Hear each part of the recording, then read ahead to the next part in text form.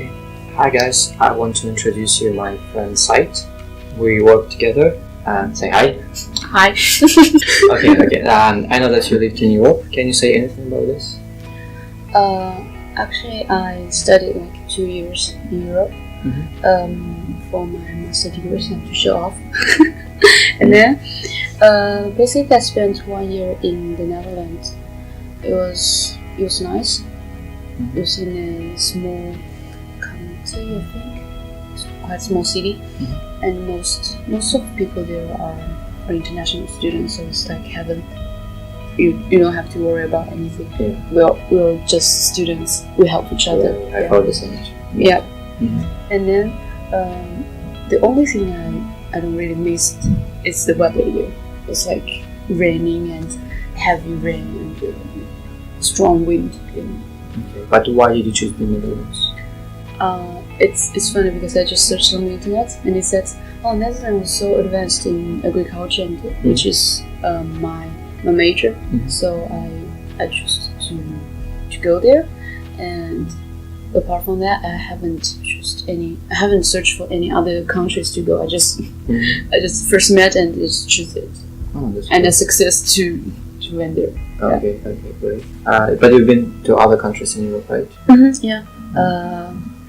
Rather to say I will study there, I would say I'm just traveling around there, using my spare time. Like I traveled to Northern Europe, which I really liked. Even we just travel really light. We just brought our backpacks with the other 2 girls, and we even carry all the food with us just to avoid to spend too much money.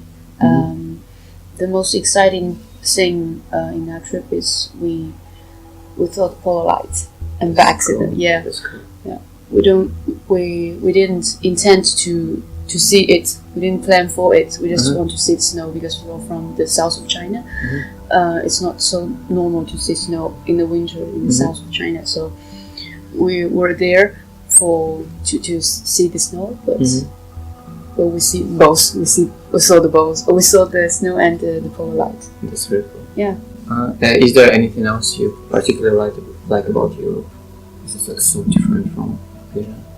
Yeah, of course, it's so different. It's like the people behave, but I cannot say it in general. Like all the Europeans are like that, or like this. Yeah, they're diverse.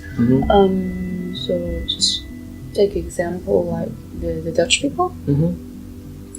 So apparently they're tall, and I'm short.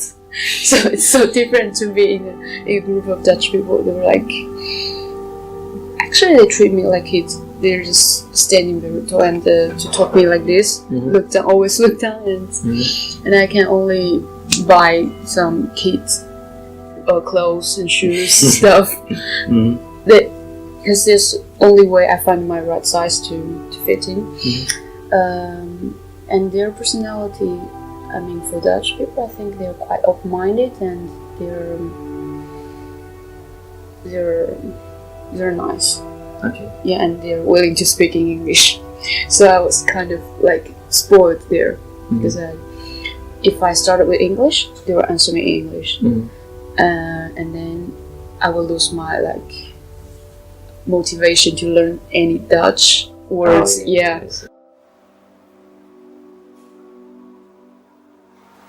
think it will be nice to like put your camera here.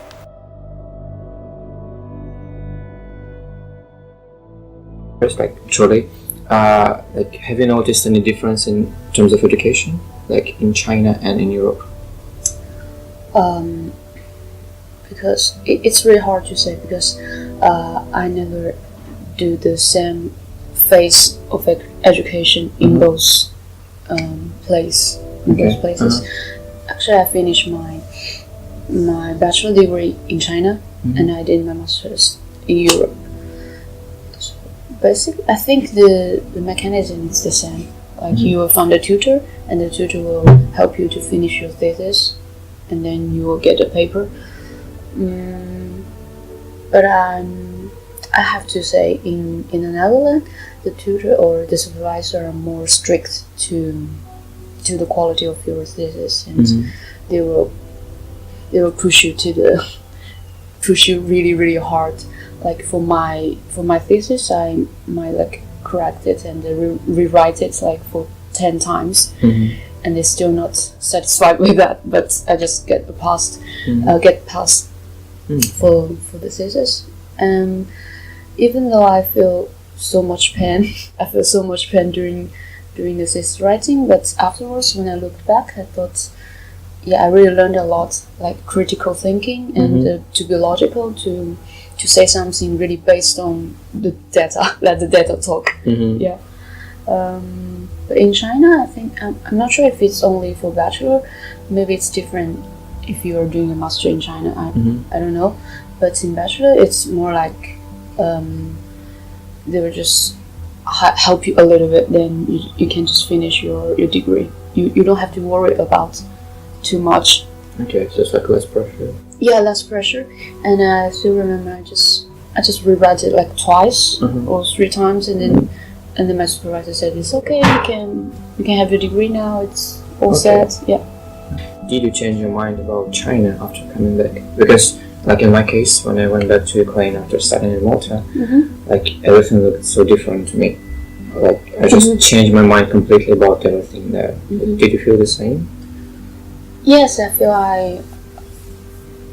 yes, and because China changed a lot, like recent 10 or 12, 20 years.